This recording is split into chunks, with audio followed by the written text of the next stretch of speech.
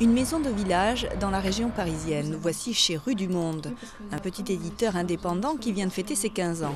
À sa tête, Alain Serre, également auteur pour la jeunesse. Ici, les 6 salariés sont tous polyvalents. Pas de service marketing pour faire la promotion de la trentaine de titres édités par an.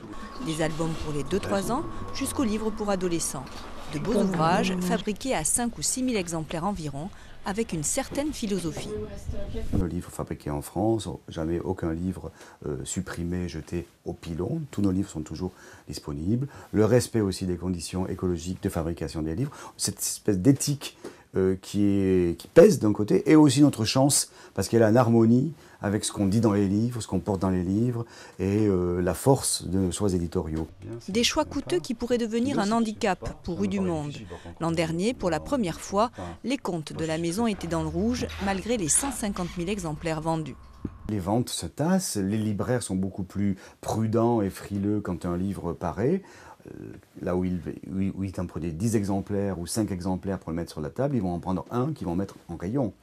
Changement d'échelle chez Hachette Jeunesse. La crise, on ne sait pas ce que c'est. Dans ce département, 12 personnes se consacrent uniquement à la fiction. Service marketing, site internet, fabrication délocalisée et des choix éditoriaux qui rencontrent leur public, une véritable poule aux œufs d'or, les adolescents qui ont grandi avec Harry Potter. Il y a 7 ans, Hachette publiait 5 grands formats par an.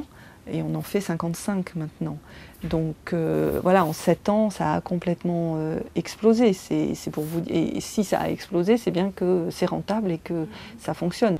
La série Twilight de Stéphanie Meyer a été tirée à 5 millions d'exemplaires en France, un record, même pour Hachette Jeunesse, qui représente 20% du marché français. La littérature ado pourrait donc être la planche de salut pour Rue du Monde. La petite maison vient de sortir son premier roman dans ce créneau, La Cité.